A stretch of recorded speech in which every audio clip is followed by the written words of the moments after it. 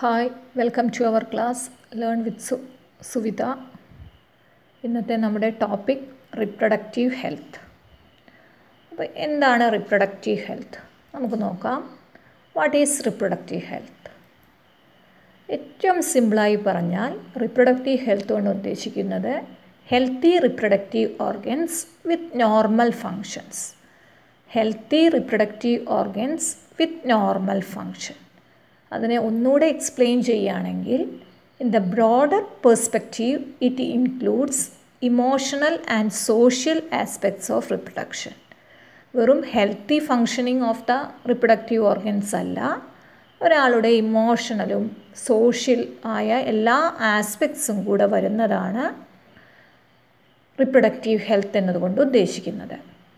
ഈ റിപ്രൊഡക്റ്റീവ് ഹെൽത്തിനെ WHO define ചെയ്തിരിക്കുന്നത്, WHO എന്ന് പറഞ്ഞാൽ വേൾഡ് ഹെൽത്ത് ഓർഗനൈസേഷൻ. റിപ്രൊഡക്റ്റീവ് ഹെൽത്തിനെ ഡിഫൈൻ ചെയ്തിരിക്കുന്നത് total wellbeing in all aspects of reproduction, that is physical, emotional, behavioural and social. എല്ലാ തലത്തിലുമുള്ള വെൽബീയിങ്ങിനെ പറയുന്ന പേരാണ് റിപ്രൊഡക്റ്റീവ് ഹെൽത്ത്. ഫിസിക്കലായിട്ടും ഇമോഷണലായിട്ടും ബിഹേവിയറലായിട്ടും സോഷ്യലായിട്ടും ഉള്ള വെൽബീയിങ്ങിനെയാണ് റിപ്രൊഡക്റ്റീവ് ഹെൽത്ത് എന്നതുകൊണ്ട് WHO ഉദ്ദേശിക്കുന്നത്. അപ്പോൾ ഏറ്റവും സിംപ്ലസ്റ്റ് സെൻസിൽ healthy functioning of the reproductive organs ആണ്. അതിനെ ഒന്നുകൂടെ നിർവചിക്കുകയാണെങ്കിൽ അതിൽ ഇമോഷണലും സോഷ്യൽ ആസ്പെക്ട്സ് കൂടെ ഉൾപ്പെടുന്നു. WHO ഡെഫിനിഷൻ പ്രകാരം റിപ്രൊഡക്റ്റീവ് ഹെൽത്ത് എന്നതുകൊണ്ട് ഉദ്ദേശിക്കുന്നത് total wellbeing in all aspects of reproduction, physical aspects, emotional aspects, behavioural aspects and social aspects. Then ഒരു സൊസൈറ്റിയെ റിപ്രൊഡക്റ്റീവ് ഹെൽത്തി സൊസൈറ്റി എന്ന് പറയണമെങ്കിൽ എന്തെല്ലാം ക്രൈറ്റീരിയ സാറ്റിസ്ഫൈ ചെയ്യണം? ഒരു സമൂഹം റിപ്രൊഡക്റ്റീവ് ഹെൽത്തി സൊസൈറ്റി ആകണമെങ്കിൽ എന്തെല്ലാമാണ് വേണ്ടത്? നോക്കാം. A society with people having physically and functionally normal reproductive organs and normal behavioural and emotional interaction among them in all sex related aspects. ഒരു സൊസൈറ്റിയിലെ ജനങ്ങൾക്ക് ഫിസിക്കലി ഫങ്ഷണലി നോർമൽ റിപ്രൊഡക്റ്റീവ് ഓർഗൻസാണ്, അതോടൊപ്പം തന്നെ അവരുടെ സ്വഭാവവും വൈകാരിക തലങ്ങളുമെല്ലാം ജനങ്ങളോടുള്ള ഇടപെടലുമെല്ലാം നല്ല രീതിയിൽ നടന്നാൽ മാത്രമാണ് അത്തരം സൊസൈറ്റിയെ ഒരു റിപ്രൊഡക്റ്റീവ് ഹെൽത്തി സൊസൈറ്റി എന്ന് വിളിക്കാൻ കഴിയുകയുള്ളൂ. A society with people having physically and functionally normal reproductive organs and normal behavioural and emotional interactions in all sex related aspects. അപ്പോൾ നമ്മളുടെ ഒരു സൊസൈറ്റിയിൽ നമ്മൾ ദിവസവും പത്രം വായിക്കുന്ന ആളുകളാണ്. ഇപ്പോൾ പത്രം എടുത്തു നോക്കിയാൽ തന്നെ അറിയാം, നമുക്ക് ഒരുപാട് വാർത്തകൾ, പീഡനം അതുപോലെയുള്ള വാർത്തകൾ, അല്ലെങ്കിൽ ചികിത്സ കിട്ടാതെ മരിച്ചു, ഗർഭിണിയായ അമ്മ മരിച്ചു, അങ്ങനെയുള്ള അത്തരം വാർത്തകൾ ധാരാളം പത്രങ്ങളിൽ നമുക്ക് കാണാം. അപ്പോൾ അത്തരം ഒരു സൊസൈറ്റിയെ ഒരിക്കലും ഒരു റിപ്രൊഡക്റ്റീവ് ഹെൽത്തി സൊസൈറ്റി എന്നത് കൊണ്ട് നമുക്ക് ഉദ്ദേശിക്കാൻ കഴിയില്ല. കാരണം അവിടെ എന്താണ്, എല്ലാ കാര്യങ്ങളിലും ഒരു ഹെൽത്തി ആയിട്ടുള്ള സംഭവങ്ങൾ അവിടെ ഇല്ല. അതുകൊണ്ട് തന്നെ അത്തരം സൊസൈറ്റി റിപ്രൊഡക്റ്റീവ് ഹെൽത്തി സൊസൈറ്റി അല്ല. കാര്യങ്ങളെല്ലാം നടപ്പിൽ വന്നാൽ മാത്രമാണ് അത്തരം സൊസൈറ്റികളെ റിപ്രൊഡക്റ്റീവ് ഹെൽത്തി സൊസൈറ്റി എന്ന് വിളിക്കാൻ കഴിയുകയുള്ളൂ. Then reproductive health problems and strategies. അപ്പോൾ നമ്മളുടെ രാജ്യം ഇന്ത്യയാണ് 1951 ആദ്യമായിട്ട് ഒരു റിപ്രൊഡക്റ്റീവ് ഹെൽത്തി സൊസൈറ്റി എന്നുള്ള ലക്ഷ്യം വെച്ച് അതിനു വേണ്ട ശ്രമങ്ങൾ നടത്തിയത്. അപ്പോൾ അതിനു വേണ്ടിയിട്ട് ഇന്ത്യയിൽ ആരംഭിച്ച ഒരു പദ്ധതിയാണ് ഫാമിലി പ്ലാനിങ്. എല്ലാവരും കേട്ടിട്ടുണ്ടാവും. 1951 ഫാമിലി പ്ലാനിങ് എന്ന് പറയുന്ന ഒരു പ്രോഗ്രാം സ്റ്റാർട്ട് ചെയ്തു. അതോടൊപ്പം തന്നെ ഒരു പുതിയൊരു പ്രോഗ്രാമാണ് RCH പ്രോഗ്രാം. RCH എന്നുകൊണ്ട് ഉദ്ദേശിക്കുന്നത് reproductive and child health care program. അപ്പോൾ ഫാമിലി പ്ലാനിങ്ങിൻ്റെ കീഴിൽ അല്ലെങ്കിൽ എന്തെല്ലാമാണ് ഈ പദ്ധതിയുടെ ഗോൾസ്, ലക്ഷ്യങ്ങൾ? ഫാമിലി പ്ലാനിങ്ങിൻ്റെയും RCH പ്രോഗ്രാമിൻ്റെയും ലക്ഷ്യങ്ങൾ. First one, creating awareness among people about various reproduction related aspects. ജനങ്ങളെ ബോധവാന്മാരാക്കുക. ഇങ്ങനെ ഒരു റിപ്രൊഡക്റ്റീവ് ഹെൽത്തി സൊസൈറ്റിയുടെ ആവശ്യകതയെക്കുറിച്ച് ജനങ്ങളെ ബോധവാന്മാരാക്കുക എന്നതാണ് ഇതിൻ്റെ ഫസ്റ്റ് ലക്ഷ്യം. Creating awareness among people about various reproduction related aspects. Then second goal എന്ന് പറയുന്നത് providing facilities and support for building up A reproductive healthy society. അപ്പോൾ ബോധവാന്മാർ ആക്കിയാൽ മാത്രം പോരാ, അങ്ങനെയുള്ള ഒരു സൊസൈറ്റി പണിതെടുക്കാൻ വേണ്ടി അതിന് വേണ്ട സൗകര്യങ്ങളും അതിന് വേണ്ട എല്ലാ സപ്പോർട്ടും നൽകുക. ഇതാണ് ഫാമിലി പ്ലാനിങ്ങിൻ്റെ RCH പ്രോഗ്രാമിൻ്റെ ലക്ഷ്യങ്ങൾ അല്ലെങ്കിൽ ഗോൾസ് ആയിട്ട് പറയുന്നത്. ജനങ്ങൾക്ക് അവെയർനെസ് നൽകുക, അതോടൊപ്പം തന്നെ അതിന് വേണ്ട ഒരു റിപ്രൊഡക്റ്റീവ് ഹെൽത്തി സൊസൈറ്റി നിർമ്മിക്കാനാവശ്യമായ എല്ലാവിധ സപ്പോർട്ടും നൽകുക. അപ്പോൾ ഇതൊരു ഹെൽത്തി ഫാമിലി, നമ്മൾ ഫാമിലി പ്ലാനിങ്ങിൻ്റെ അണ്ടറിൽ വരുന്നതാണ് ചെറിയ കുടുംബം സന്തുഷ്ട കുടുംബം എന്നുള്ളത് അല്ലേ. നമുക്ക് രണ്ട്, നാം രണ്ട് നമുക്ക് രണ്ട് എന്നുള്ള ആ സ്ലോഗനൊക്കെ ആ സമയത്ത് ഉണ്ടായിരുന്നതാണ് ഫാമിലി പ്ലാനിങ്ങിൻ്റെ കീഴിൽ. ഒരു ചെറിയ ഫാമിലി, അതായത് കുട്ടികളുടെ എണ്ണം കൂടുന്തോറും അവർക്ക് വേണ്ട സൗകര്യങ്ങൾ പ്രൊവൈഡ് ചെയ്യാൻ കഴിയുന്നില്ല, വിദ്യാഭ്യാസം അതുപോലെയുള്ള ബാക്കി ചിലവുകളൊന്നും വഹിക്കാൻ കഴിയുന്നില്ല, നല്ല ചികിത്സ കൊടുക്കാൻ കഴിയുന്നില്ല. അപ്പോൾ ആ സാഹചര്യത്തിൽ കുട്ടികളുടെ എണ്ണം കുറയ്ക്കുക, ഉള്ള കുട്ടികൾക്ക് മാക്സിമം എല്ലാവിധ സപ്പോർട്ടും കൊടുത്ത് നല്ല പൗരന്മാരായി വളർത്തുക. അതെല്ലാമാണ് ഫാമിലി പ്ലാനിങ്ങിൻ്റെ കീഴിൽ വരുന്നത്. അപ്പോൾ RCH എന്ന് പറയുന്നതിൻ്റെ എക്സ്പാൻഷൻ ചോദിച്ചു വരാറുണ്ട്. RCH എന്ന് പറയുന്നത് reproductive and child health care programs ആണ്. ദെൻ അപ്പോൾ നമ്മൾ രണ്ട് ഗോൾസ് പറഞ്ഞു. ജനങ്ങൾക്ക് അവെയർനെസ് കൊടുക്കുക, അതോടൊപ്പം തന്നെ അതിന് വേണ്ട സപ്പോർട്ടും ഫെസിലിറ്റീസും എല്ലാം കൊടുക്കുക. അപ്പോൾ എങ്ങനെയാണ് ആ ഗോൾസിനെ നമുക്ക് അച്ചീവ് ചെയ്യാൻ കഴിയുക, നേടിയെടുക്കാൻ കഴിയുന്നത്? ഈ രണ്ട് ഗോൾസ് അല്ലെങ്കിൽ ഫാമിലി പ്ലാനിങ്ങിൻ്റെ RCHൻ്റെയും കീഴിലുള്ള ലക്ഷ്യങ്ങൾ നിറവേറ്റപ്പെടുന്നത് എങ്ങനെയാണ്? അപ്പോൾ നമുക്കറിയാം ഇന്ന് ഒരുപാട് ഓഡിയോ വിഷ്വൽ എയ്ഡ്സും പ്രിൻറ്റ് മീഡിയയും എല്ലാം ഉണ്ട്. അപ്പോൾ അതുവഴിയെല്ലാം അവെയർനെസ് ക്ലാസ്സസ് അല്ലെങ്കിൽ ജനങ്ങളെ ബോധവാന്മാരാക്കാം. പിന്നെ അതോടൊപ്പം തന്നെ പാരൻസ്, ക്ലോസ് റിലേറ്റീവ്സ്, ടീച്ചേഴ്സ്, പിന്നെ അവരുടെ തന്നെ കുട്ടികളുടെ തന്നെ ഫ്രണ്ട്സ്, അവർക്കെല്ലാം ഇങ്ങനെയുള്ള ഒരു അവെയർനെസ് കൊടുക്കുന്നതിൽ മുഖ്യ പങ്കുണ്ട്. ഒരു റിപ്രൊഡക്റ്റീവ് ഹെൽത്തി സൊസൈറ്റിയെക്കുറിച്ചുള്ള ഒരു ധാരണ നൽകുന്നതിൽ പ്രധാന റോള് പാരൻസും റിലേറ്റീവ്സും ടീച്ചേഴ്സും എല്ലാം വഹിക്കുന്നുണ്ട്. അപ്പോൾ ഈ ഗോൾസ് അച്ചീവ് ചെയ്യാൻ വേണ്ടത് ഓഡിയോ വിഷ്വൽ ആൻഡ് പ്രിൻറ്റ് മീഡിയയുടെ, പത്രമാധ്യമങ്ങളുടെയും TV റേഡിയോയുടെ എല്ലാം സഹായത്തോടെ ജനങ്ങളെ ബോധവാന്മാരാക്കുന്നു. അതോടൊപ്പം തന്നെ പാരൻസിൻ്റെയും റിലേറ്റീവ്സിൻ്റെയും ടീച്ചേഴ്സിൻ്റെയും ഫ്രണ്ട്സിൻ്റെയും എല്ലാം ഇടപെടൽ വഴി ജനങ്ങളെ അല്ലെങ്കിൽ കുട്ടികളെ എല്ലാം ബോധവാന്മാരാക്കാൻ സാധിക്കാം. Then introduction of sex education in schools. സ്കൂളുകളിൽ തന്നെ ലൈംഗിക വിദ്യാഭ്യാസം നിർബന്ധമാക്കുക. അപ്പോൾ ഈ ലൈംഗിക വിദ്യാഭ്യാസം അല്ലെങ്കിൽ അതിനെപ്പറ്റി അറിവില്ലായ്മയാണ് മിക്ക പീഡനങ്ങൾക്കും വഴിയൊരുക്കുന്നത് എന്നാണ് പറയുന്നത്.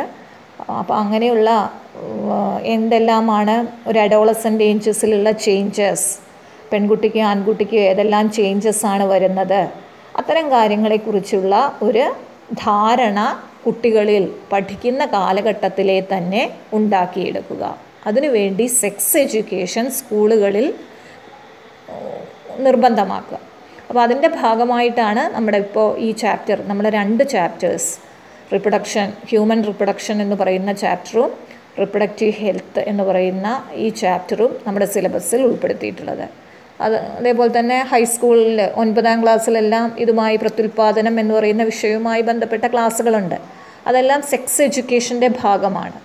അപ്പോൾ സെക്സ് എഡ്യൂക്കേഷൻ സ്കൂളുകളിൽ തന്നെ ആരംഭിക്കുക. Then proper information about reproductive organs, adolescence related changes, safe and hygienic sexual practices, STDs, AIDS, etc. അപ്പോൾ ജനങ്ങൾക്ക് എന്ത് കൊടുക്കണം? കറക്റ്റായ ഒരു ധാരണ കൊടുക്കണം. എന്തിനെല്ലാം പറ്റി? റിപ്രൊഡക്റ്റീവ് ഓർഗൻസിനെ പറ്റിയിട്ട്, പുരുഷ ലൈംഗിക അവയവങ്ങൾ, സ്ത്രീ ലൈംഗിക അവയവങ്ങൾ, അതിൻ്റെ ഫങ്ഷൻ, എന്തെല്ലാം ചേഞ്ചസ് ആണ് ഉണ്ടാകുന്നത്, ഏതെല്ലാം ഹോർമോൺസ് ആണ് സെക്രീറ്റ് ചെയ്യപ്പെടുന്നത് മെൻസ്ട്രൽ സൈക്കിളിൽ. അപ്പോൾ മെൻസ്ട്രൽ സൈക്കിളിൻ്റെ സമയത്ത് ഏതെല്ലാം ഹോർമോൺസ് പ്രൊഡ്യൂസ് ചെയ്യപ്പെടുന്നുണ്ട്, അതെങ്ങനെയാണ് നമ്മളെ ഇൻഫ്ലുവൻസ് ചെയ്യുന്നത്, അത്തരം കാര്യങ്ങളെക്കുറിച്ചെല്ലാം പ്രോപ്പർ ഇൻഫർമേഷൻ നൽകണം. ദെൻ അഡോളസൻസും അതുമായി ബന്ധപ്പെട്ട ചേഞ്ചസ്, ആൺകുട്ടിക്കും പെൺകുട്ടികൾക്കാണെങ്കിലും 12-13 വയസ്സ് ആകുന്ന സമയത്ത്, അതാണ് അഡോളസൻ പീരീഡ്, ആ സമയത്ത് ചേഞ്ചസ് ഉണ്ടാകുന്നുണ്ട്. ആ ചേഞ്ചസ് എന്തെല്ലാമാണ്, അത് ജീവിതത്തിൻ്റെ അല്ലെങ്കിൽ ഈ കാലഘട്ടത്തിൻ്റെ പ്രത്യേകതയാണ്. അപ്പോൾ ഒരുപാട് മെൻസ്ട്രൽ സമയത്തെല്ലാം കുട്ടികൾക്ക് ഒരുപാട് ബുദ്ധിമുട്ടുകൾ ഉണ്ടാകാറുണ്ട്.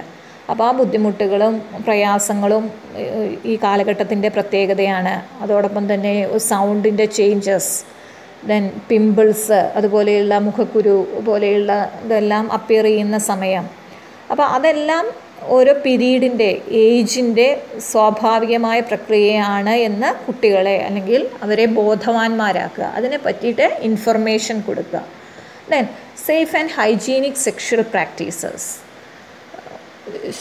സേഫായിട്ടുള്ള, അതായത് സുരക്ഷിതവുമായിട്ടുള്ള സെക്ഷൽ പ്രാക്ടീസിൽ ഏർപ്പെടുന്ന കാര്യങ്ങളെക്കുറിച്ച് ജനങ്ങളെ അവബോധം ഉണ്ടാക്കുക. ദെൻ STD എന്ന് പറയുമ്പോൾ സെക്ഷലി ട്രാൻസ്മിറ്റഡ് ഡിസീസസ് ആണ്, ലൈംഗിക ബന്ധം വഴി പകരുന്ന അസുഖങ്ങൾ. ഏതെല്ലാം അസുഖങ്ങൾ വഴിവിട്ടുള്ള ലൈംഗിക ബന്ധം വഴി പകരാം. അതേപോലെ തന്നെ AIDS, അത് ഒരു STD ആണ് AIDS എന്ന് പറയുന്നത്. അപ്പോൾ ഇത്തരം അസുഖങ്ങളെക്കുറിച്ചെല്ലാം ജനങ്ങൾക്ക് ധാരണ ഉണ്ടാക്കി കൊടുക്കുക. അപ്പോൾ ഇതുവഴിയെല്ലാമാണ് ഒരു അവെയർനെസ് ക്രിയേറ്റ് ചെയ്യുന്നത്. Then educating people about available birth control options, ജനങ്ങൾക്ക് വേണ്ട എഡ്യൂക്കേഷൻ, വിദ്യാഭ്യാസം അല്ലെങ്കിൽ ധാരണ ഉണ്ടാക്കുക. എന്തിനെ പറ്റി? ഏതെല്ലാം ബർത്ത് കൺട്രോൾ, ജനന നിയന്ത്രണ മാർഗങ്ങളുണ്ട്. ഒരു കുഞ്ഞ്, ഇപ്പോൾ 2 കുഞ്ഞുങ്ങളായാൽ അടുത്ത കുഞ്ഞ് വേണ്ട എന്നുള്ളതിന് ഏതെല്ലാം മെത്തേഡ്സ് സ്വീകരിക്കാം, അല്ലെങ്കിൽ ഒരു കുട്ടി കഴിഞ്ഞ് നിശ്ചിത കാലഘട്ടം കഴിഞ്ഞ് മതി അടുത്ത കുട്ടി എന്നുള്ളതിന് ഒരു ഗ്യാപ്പ്, ആ ഗ്യാപ്പിൽ ഏത് മെത്തേഡ്സ് യൂസ് ചെയ്യാം, അത്തരം കാര്യങ്ങളെക്കുറിച്ചെല്ലാം. ഇപ്പോൾ തുടർച്ചയായി കുട്ടികൾ 3-4 കുട്ടികൾ ഉണ്ടാവുകയാണെങ്കിൽ ഒന്നാമത്തെ കുട്ടിക്ക് വേണ്ട കെയർ അല്ലെങ്കിൽ ആ കുട്ടിക്ക് വേണ്ട ബ്രസ്റ്റ് ഫീഡിംഗ് ഒന്നും കൊടുക്കാൻ അമ്മയ്ക്ക് കഴിയുന്നില്ല. അപ്പോൾ അതിൻ്റെ അത്തരം സാഹചര്യങ്ങൾ ഒഴിവാക്കാൻ വേണ്ടി ഒരു ഗ്യാപ്പ്, ഒരു സ്പേസ് കുട്ടികളുടെ ഇടയിൽ ഒരു സ്പേസിങ് നടത്താൻ വേണ്ടി അതിനെ പറ്റിയിട്ടെല്ലാം ജനങ്ങളെ അല്ലെങ്കിൽ ആ അഡോളസൻ്റ് എന്താ പറയുക, ആ കാലഘട്ടത്തിലുള്ള ആളുകളെ ബോധവാന്മാരാക്കുക.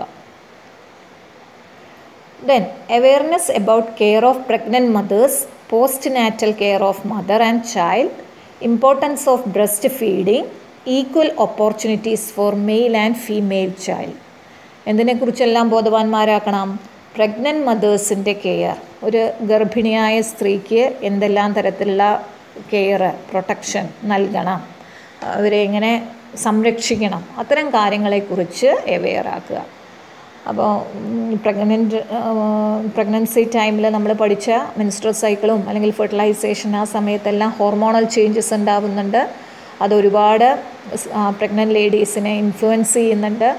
അപ്പോൾ അത്തരം കാര്യങ്ങളെക്കുറിച്ചെല്ലാം ജനങ്ങളിൽ ഒരു ധാരണ ഉണ്ടാക്കുക. അവർക്ക് വേണ്ട മരുന്ന്, വേണ്ട പോഷകാഹാരങ്ങൾ അതെല്ലാം യഥാസമയത്ത് കിട്ടുന്നുണ്ട് എന്ന് അല്ലെങ്കിൽ കൊടുക്കാൻ ജനങ്ങൾക്ക് വേണ്ട അവെയർനെസ് ക്രിയേറ്റ് ചെയ്യുക. ദെൻ ഗർഭിണിയായ സ്ത്രീ മാത്രമല്ല, post natal care of mother, അമ്മ പ്രസവശേഷം ആ അമ്മയ്ക്ക് എന്തെല്ലാം കെയർ കൊടുക്കണം, പരിചരണങ്ങൾ, ശുശ്രൂഷ നൽകണം. അതോടൊപ്പം തന്നെ കുഞ്ഞിന് വേണ്ട പരിചരണങ്ങൾ എങ്ങനെയെല്ലാം നൽകാം. അപ്പോൾ അമ്മയെയും കുഞ്ഞിനെയും ഒരുപോലെ സംരക്ഷിക്കുന്നതിന് ജനങ്ങളെ ബോധവാന്മാരാക്കുക. Then importance of breast feeding, ഒരു കുഞ്ഞിന് പാല് നൽകേണ്ടതിൻ്റെ പ്രാധാന്യത്തെക്കുറിച്ച് ജനങ്ങൾക്ക് അവബോധമുണ്ടാക്കുക.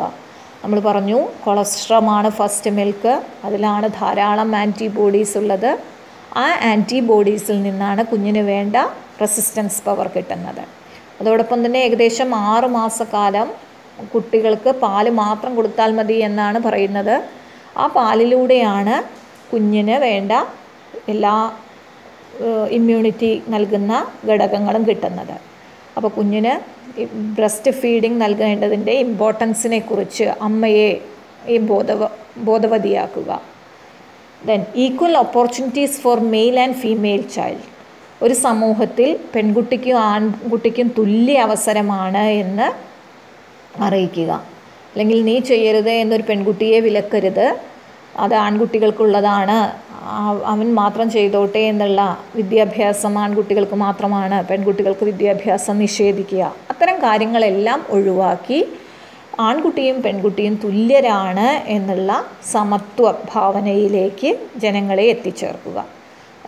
പല സംസ്ഥാനങ്ങളിലും, നമ്മൾ കേരളത്തിൽ ഈക്വൽ ഓപ്പർച്യൂണിറ്റീസും അല്ലെങ്കിൽ മെയിലിനെ ഫീമെയിലിനെ ഒരുപോലെ കാണുന്നുണ്ട് എങ്കിലും പല സംസ്ഥാനങ്ങളിലും അങ്ങനെയല്ല. വിദ്യാഭ്യാസവും എല്ലാം പെൺകുട്ടികൾക്ക് നിഷേധിക്കുന്നത് ഇന്നും അങ്ങനെ തുടരുന്ന സംസ്ഥാനങ്ങളുണ്ട്. ആൺകുട്ടികൾക്കും പ്രത്യേക പരിഗണന കൊടുക്കുക, ഇനി പെൺകുട്ടിയാണ് എന്നറിഞ്ഞാൽ തന്നെ അതിനെ അബോർട്ട് ചെയ്യാനുള്ളൊരു ശ്രമം നടത്തുക. അപ്പോൾ അത്തരം കാര്യങ്ങളെല്ലാം ഒഴിവാക്കുക. ഇതിനെപ്പറ്റിയെല്ലാം ജനങ്ങളെ ബോധവാന്മാരാക്കുക. അപ്പോൾ ഈ ഫാമിലി പ്ലാനിങ്ങിൻ്റെ RCH പ്രോഗ്രാംസിൻ്റെയും ലക്ഷ്യങ്ങൾ നിറവേറ്റാൻ ഉള്ള എന്തെല്ലാം ചെയ്യാം എന്നാണ് നമ്മൾ പറയുന്നത്. പ്രിൻ്റ് മീഡിയയുടെയും ഓഡിയോ വിഷ്വൽ എയ്ഡ്സിൻ്റെയും സഹായത്താൽ ജനങ്ങളെ ബോധവാന്മാരാക്കുക. സ്കൂളുകളിൽ നിന്ന് തന്നെ സെക്സ് എഡ്യൂക്കേഷൻ ആരംഭിക്കുക. പ്രോപ്പർ ഇൻഫർമേഷൻ റിപ്രഡക്റ്റീവ് ഓർഗൻസിനെ കുറിച്ചും അഡോളസൻസും അതുമായി ബന്ധപ്പെട്ട ചേഞ്ചസിനെ കുറിച്ചും വേരിയസ് സെക്ഷലി ട്രാൻസ്മിറ്റഡ് ഡിസീസസിനെ കുറിച്ചും എല്ലാം ജനങ്ങൾക്ക് വേണ്ട അറിവ് നൽകുക. ദെൻ പ്രഗ്നൻറ്റ് മദേഴ്സിൻ്റെ കെയർ, കുഞ്ഞിൻ്റെയും അമ്മയുടെയും പരിചരണം, ബ്രസ്റ്റ് ഫീഡിങ്ങിൻ്റെ പ്രാധാന്യം, ആൺകുട്ടിക്കും പെൺകുട്ടിക്കും വേണ്ട ഈക്വൽ ഓപ്പർച്യൂണിറ്റീസ്, ഇതെല്ലാം സമന്മാരായി കാണുന്ന ചിന്ത, ഇതെല്ലാം ഉണ്ടാക്കുക. ഇതുവഴിയെല്ലാം നമുക്ക് ഒരു റിപ്രഡക്റ്റീവ് ഹെൽത്തി സൊസൈറ്റിയെ കെട്ടിപ്പടുക്കാൻ കഴിയും. ഇനി 2 കൂടെയുണ്ട്. Then awareness of problems related to uncontrolled population growth. Population അമിതമായി കൂടിയാൽ, വർദ്ധിച്ചാൽ ഉണ്ടാകുന്ന പ്രശ്നങ്ങൾ, റിസോഴ്സസ് ലഭ്യമല്ലാതാകും, ജോലി കിട്ടാനുള്ള ബുദ്ധിമുട്ട്, അതോടൊപ്പം തന്നെ വേണ്ടത്ര കെയറും ഒന്നും കുടുംബത്തിലെ അംഗങ്ങൾക്ക് കിട്ടാത്തൊരവസ്ഥ. അപ്പോൾ ഇതെല്ലാം ജനങ്ങളെ പറഞ്ഞ് മനസ്സിലാക്കുക. അൺകൺട്രോൾഡ് പോപ്പുലേഷൻ ഗ്രോത്തിൻ്റെ പ്രോബ്ലംസിനെ കുറിച്ച് ജനങ്ങൾക്ക് വേണ്ട അവബോധം നൽകുക. Then awareness of social evils like sex abuse and sex related crimes. ഇന്ന് ഏറ്റവും വർദ്ധിച്ചു വരുന്നതാണ് സെക്സ് അബ്യൂസും അതുമായി ബന്ധപ്പെട്ട ക്രൈംസും, അല്ലേ? നമ്മൾ നോക്കിയാൽ, പേപ്പർ എടുത്ത് നോക്കിയാൽ അറിയുന്നതാണ്, പിഞ്ചു കുഞ്ഞിനെ പീഡിപ്പിച്ചു, അല്ലെങ്കിൽ 75 വയസ്സായ വൃദ്ധയെ പീഡിപ്പിച്ചു. ഇങ്ങനെയുള്ള വാർത്തകളാണ് നമുക്ക് മിക്കപ്പോഴും കാണാൻ കഴിയുന്നത്. അപ്പോൾ ജനങ്ങളിൽ ഇതിനെക്കുറിച്ചെല്ലാം, ഇത്തരം സോഷ്യൽ ഇവൽസിനെ കുറിച്ച് അവബോധം ഉണ്ടാക്കുക. ഇത്തരം കാര്യങ്ങളിലൂടെയാണ് നമുക്ക് ഒരു റിപ്രഡക്റ്റീവ് ഹെൽത്തി സൊസൈറ്റി എന്നുള്ള ആ ലക്ഷ്യം നേടിയെടുക്കാൻ കഴിയുന്നത്. ദെൻ അപ്പോൾ നമ്മൾ കുറേ പ്ലാൻസ് പറഞ്ഞു. ഈ RCH പ്രോഗ്രാമിൻ്റെ കീഴിലുള്ള അവെയർനെസ്, എല്ലാ ജനങ്ങളെ ബോധവാന്മാരാക്കേണ്ടത് എങ്ങനെയാണ്, സെക്സ് എഡ്യൂക്കേഷൻ നൽകണം, അത്തരം പ്ലാൻസ് എല്ലാം പറഞ്ഞു. ഈ പ്ലാൻസ് എല്ലാം എങ്ങനെ നടപ്പിൽ വരുത്താം, ഇംപ്ലിമെൻറ്റ് ചെയ്യാം, how this plans are implemented. അപ്പോൾ ഇങ്ങനെ കുറേ പ്ലാനുകൾ പറഞ്ഞാൽ അത് ഇംപ്ലിമെൻറ്റ് ചെയ്യണമെങ്കിൽ അതിനെന്ത് വേണം? മികച്ച സപ്പോർട്ട്. ഗവൺമെൻറ്റും നോൺ ഗവൺമെൻറ്റൽ ഏജൻസീസും എല്ലാം മികച്ച സപ്പോർട്ട് നൽകണം. It requires strong infrastructural facilities, professional expertise, material support for medical assistance and care to people in reproduction related problems like pregnancy, delivery, STDs, abortions, contraceptions, menstrual problems, infertility, etc. അപ്പോൾ ഇത്തരം പ്ലാനുകൾ നടപ്പാക്കാൻ വേണ്ടി infrastructural ഫെസിലിറ്റീസും professional എക്സ്പെർട്ടൈസും then material സപ്പോർട്ടും വേണം. അപ്പോൾ ഇത്തരം മെറ്റീരിയൽ സപ്പോർട്ടും പ്രൊഫഷണൽ എക്സ്പെർട്ടൈസും ഒക്കെ എന്തിനാണ് വേണ്ടത്?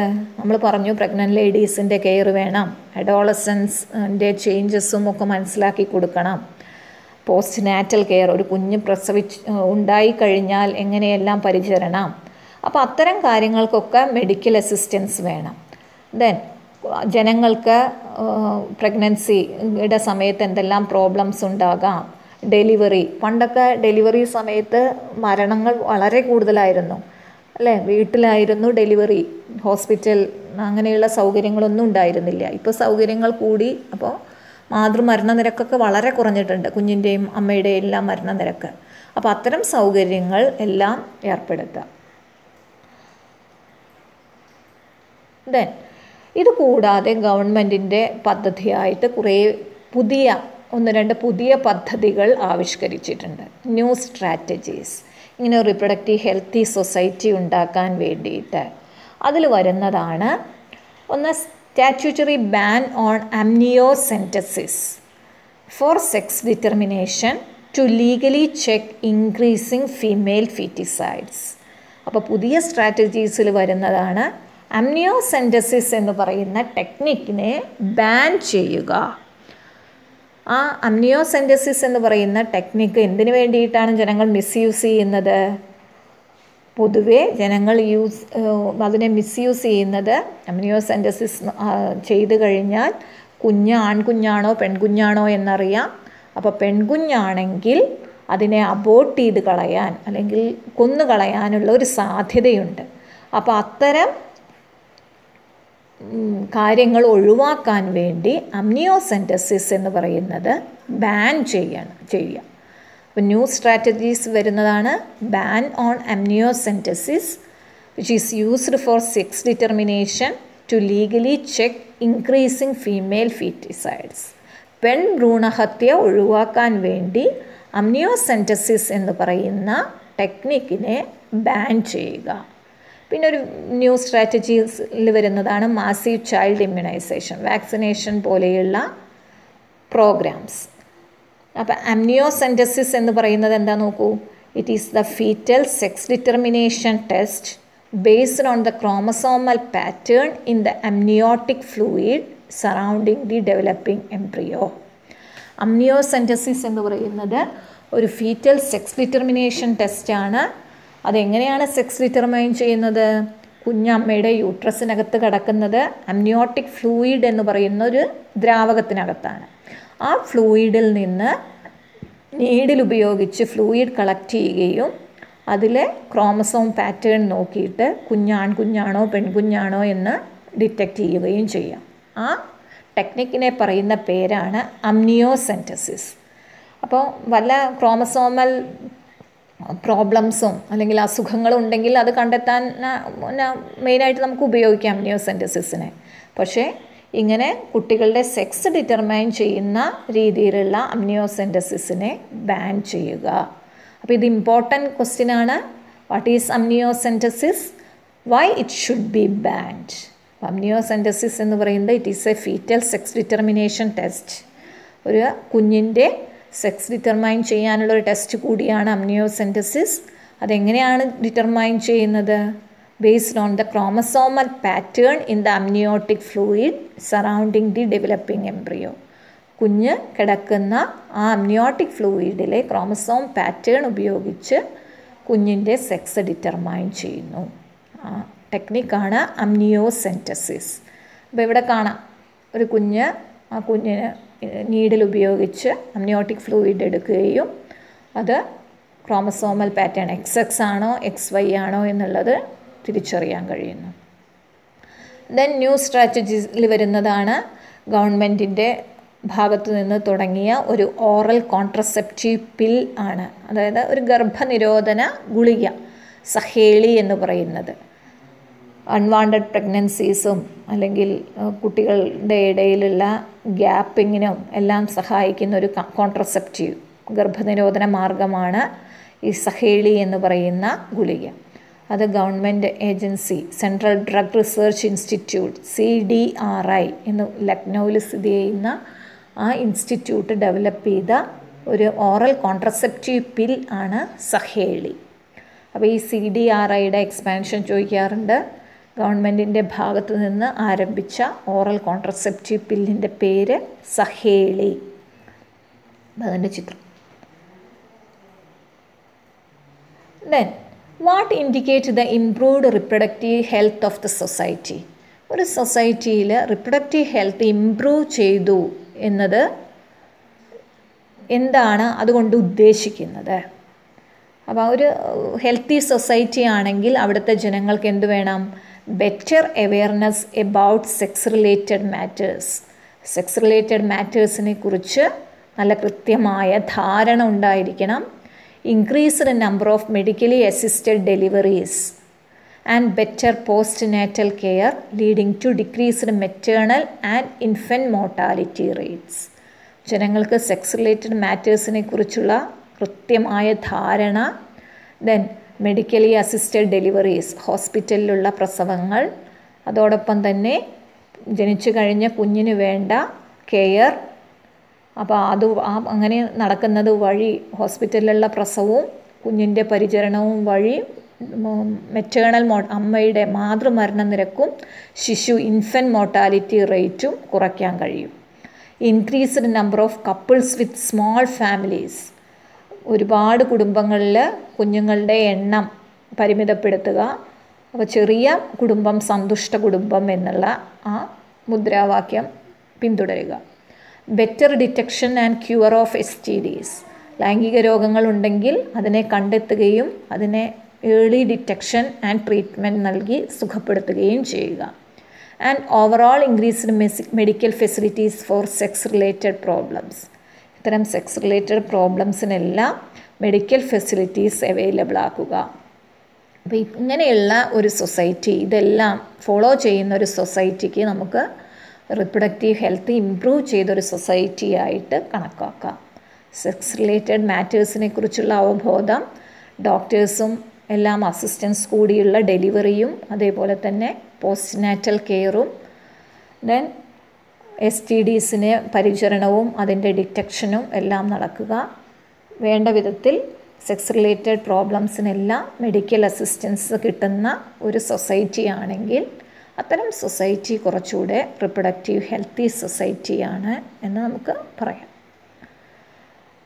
Then population explosion and birth control. Population, ജനസംഖ്യ വിസ്ഫോടനം എന്നാണ് പറയുക അല്ലേ? വിസ്ഫോടനം, ജനസംഖ്യ വർധനവ് എന്നുള്ളതിനേക്കാൾ ഇൻക്രീസിങ് എന്നല്ല നമ്മൾ പറയുന്നത്, എക്സ്പ്ലോഷൻ, സ്ഫോടനാത്മകമായി ജനസംഖ്യ ഇൻക്രീസ് ചെയ്യുക, അതാണ് പോപ്പുലേഷൻ എക്സ്പ്ലോഷൻ. അപ്പോൾ പോപ്പുലേഷൻ എക്സ്പ്ലോഷൻ്റെ കണക്കുകൾ സൂചിപ്പിക്കുന്നു നോക്കൂ. World population around 2 billion in 1900. 1900 2 billion ആയിരുന്നു വേൾഡ് പോപ്പുലേഷൻ. അത് 2000 ആയപ്പോഴേക്കും 6 ബില്യൺ ആയി. ദെൻ 2011 ആയപ്പോഴേക്കും 7 ബില്യണായി. 2020 7.8 ബില്യണാണ് ലോക ജനസംഖ്യ. അപ്പോൾ വർധനവ് കാണാം. 2 ബില്യൺ എന്നുള്ളത് 2020 ആയപ്പോഴേക്കും 7.8 ബില്യൺ. ദെൻ ഇന്ത്യയിലെ കണക്ക് നോക്കൂ. 1947 350 മില്യൺ ആയിരുന്നു. സ്വാതന്ത്ര്യത്തിൻ്റെ സമയത്ത് 350 മില്യൺ ആയിരുന്നു ഇന്ത്യയിലെ ജനസംഖ്യ. 2000 കണക്കനുസരിച്ച് 1 ബില്യൺ, അതായത് 100 കോടിയായി ഇന്ത്യയിലെ ജനസംഖ്യ. 2011 121 കോടിയാണ് ജനസംഖ്യ. 2020 ആയപ്പോഴേക്കും 138 കോടിയായി ഇന്ത്യയിലെ ജനസംഖ്യ. വർധനവ് നോക്കിയാൽ മനസ്സിലാവാം. കേരളത്തിലെ ജനസംഖ്യ 2011 3,34,00,000 3.34 crores. 2020 3,51,00,000. അപ്പോൾ ഇങ്ങനെയാണ് ജനസംഖ്യ വർധനവാണ് കാണിക്കുന്നത്. അതിൽ മെയിൽ ഫീമെയിൽ റേഷ്യോ ഇന്ത്യയിൽ 62. ഇപ്പോൾ നമ്മളുടെ ജനസംഖ്യ പറഞ്ഞു, അതിൽ 62.37 കോടി മെയിലും 58.64 കോടി ഫീമെയിലുമാണ്. കേരളത്തിലാണെങ്കിൽ 1,54,00,000 മെയിലും 1,63,00,000 ഫീമെയിലും. അപ്പോൾ ഇവിടെ നോക്കൂ, ഇന്ത്യയിലെ കണക്കിൽ മെയിലാണ് കൂടുതൽ, 62 കോടി ഉണ്ടായിരുന്നു. ഫീമെയിൽ 58 കോടിയേ ഉള്ളൂ. കേരളത്തിലെ കണക്ക് നോക്കൂ, 1.54 ലക്ഷം മെയിലും 1.63 ലക്ഷം ഫീമെയിലും. അപ്പോൾ ഇന്ത്യയിൽ മെയിലാണ് കൂടുതൽ, കേരളത്തിൽ ഫീമെയിൽസാണ്. അപ്പോൾ ഇവിടെ കാരണം എന്താ പറയുന്നത്, നമ്മൾ നേരത്തെ പറഞ്ഞ ഫീമെയിൽ ഫീറ്റിസൈഡ്. കേരളത്തിലല്ലാതെ കുറേ മറ്റ് സംസ്ഥാനങ്ങളിൽ, നോർത്ത് ഇന്ത്യൻ സ്റ്റേറ്റ്സിൽ ഫീമെയിൽ പെൺഭ്രൂണഹത്യ വളരെയധികം നടക്കുന്നുണ്ട്. അതുകൊണ്ടാണ് ഇന്ത്യയിലെ മൊത്തം കണക്ക് നോക്കുമ്പോൾ ഫീമെയിൽസിൻ്റെ എണ്ണത്തിൽ കുറവ് കാണുന്നത്. ദെൻ എന്തെല്ലാമാണ് പോപ്പുലേഷൻ എക്സ്പ്ലോഷനുള്ള കാരണമായിട്ട് പറയുന്നത്? റീസൺസ് ഫോർ പോപ്പുലേഷൻ എക്സ്പ്ലോഷൻ, ജനസംഖ്യാ വിസ്ഫോടനത്തിന് കാരണം, ഇത്രയധികം ജനങ്ങൾ വർദ്ധിക്കുന്നതിന് കാരണം. Rapid decline in death rate, എന്നാൽ നമുക്ക് നോർമലായിട്ട് അറിയാം മരണനിരക്കിൻ്റെ കുറവ്. മെഡിക്കൽ അസിസ്റ്റൻസും ഫെസിലിറ്റീസും എല്ലാം ലഭ്യമായി, ഒരുപാട് വികസനങ്ങൾ വന്നു. അപ്പോൾ അതിന് വേണ്ട ആശുപത്രി ചികിത്സകൾ, രോഗനിർണയം, എല്ലാവിധ ടെസ്റ്റുകൾ, വാക്സിനേഷൻ, അതുപോലെയുള്ള കാര്യങ്ങളെല്ലാം ഡെത്ത് റേറ്റിനെ, മരണനിരക്കിനെ വല്ലാതെ കുറച്ചു. അത് ജനസംഖ്യാ വർധനവിന് കാരണമായി. Then decline in maternal mortality rate or MMR, മാതൃമരണനിരക്ക് കുറഞ്ഞു. നമ്മൾ പറഞ്ഞ അമ്മമാരുടെ പരിചരണം, അതായത് പ്രീനാറ്റൽ കെയറും പോസ്റ്റ്നാറ്റൽ കെയറും എല്ലാം വന്നപ്പോൾ മാതൃമരണനിരക്ക് വല്ലാതെ കുറഞ്ഞു, മെറ്റേണൽ മോർട്ടാലിറ്റി റേറ്റ് കുറഞ്ഞു വന്നു. Then decline in infant mortality rate or IMR, ശിശുമരണനിരക്ക്. ഈ പറഞ്ഞ കാര്യങ്ങൾ കൊണ്ടെല്ലാം, വികസന ഹോസ്പിറ്റൽസും എക്സ്പെർട്ടൈസും എല്ലാം കിട്ടുന്നത് കൊണ്ട്, ചികിത്സയെല്ലാം കിട്ടിയത് കൊണ്ട് തന്നെ ഇൻഫൻറ്റ് മോർട്ടാലിറ്റി റേറ്റ് കുറഞ്ഞു. ഈ കാരണങ്ങളെല്ലാമാണ് പോപ്പുലേഷൻ എക്സ്പ്ലോഷനായിട്ട് ചൂണ്ടിക്കാണിക്കുന്നത്. ഡെത്ത് റേറ്റിൻ്റെ കുറവ്, മെറ്റേണൽ മോർട്ടാലിറ്റി റേറ്റ് കുറഞ്ഞു, ഇൻഫൻറ്റ് മോർട്ടാലിറ്റി റേറ്റ് കുറഞ്ഞു. അപ്പോൾ ഇതെല്ലാം നല്ല കാര്യങ്ങളാണ്. പക്ഷേ നമുക്കെന്ത് വേണം? പോപ്പുലേഷനെ കൺട്രോൾ ചെയ്യണം.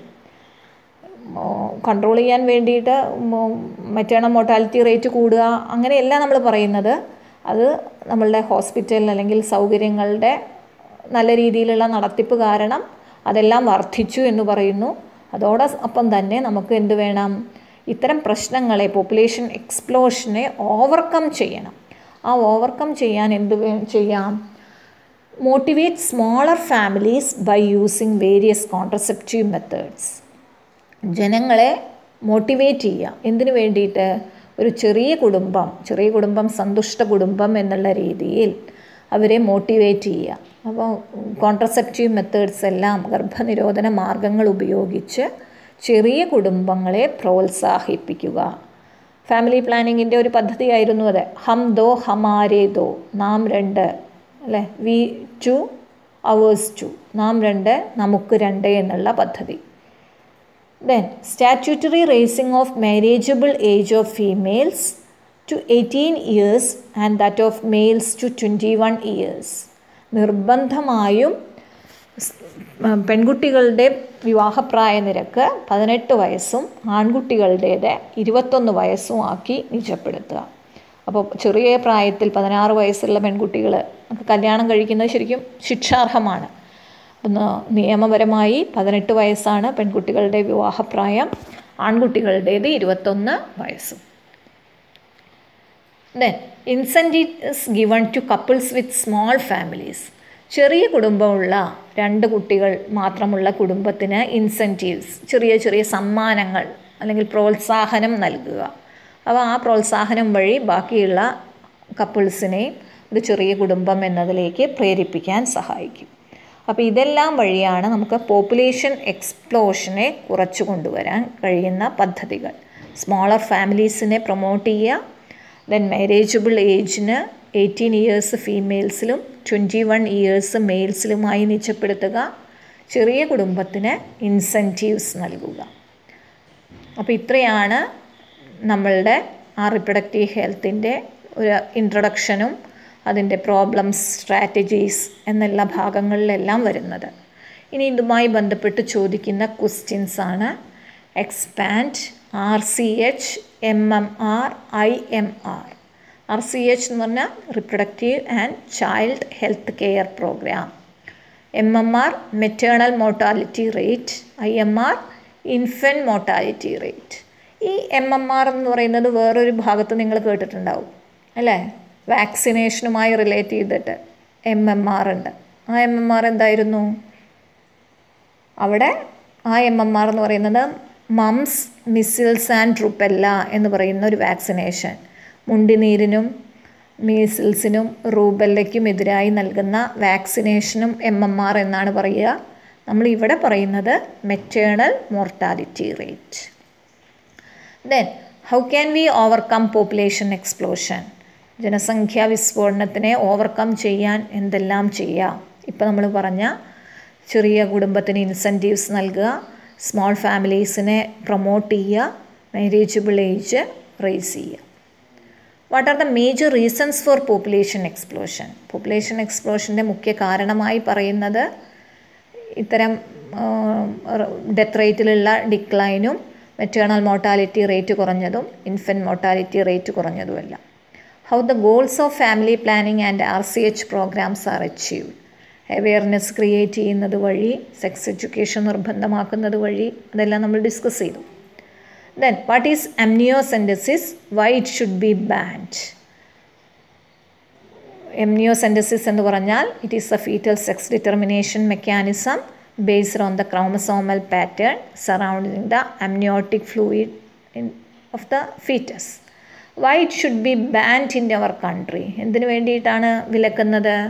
അങ്ങനെ amniocentesis നടത്തിയാൽ കുഞ്ഞിൻ്റെ സെക്സ് എന്താണെന്നറിയാൻ കഴിയും. അപ്പോൾ ഫീമെയിൽ ഫീറ്റിസൈഡ്സ് വർദ്ധിക്കാനുള്ളൊരു സാധ്യതയുണ്ട്. അതിനെ ഒഴിവാക്കാൻ വേണ്ടിയാണ് ഇതിനെ നിരോധിക്കണം എന്ന് പറയുന്നത്. അപ്പോൾ ഇത്രയാണ് നമ്മുടെ ചാപ്റ്ററിൻ്റെ ഇൻട്രൊഡക്ഷൻ, സ്ട്രാറ്റജീസും അതിൻ്റെ പ്രോബ്ലംസുമായി ബന്ധപ്പെട്ട കാര്യങ്ങൾ. Thank you.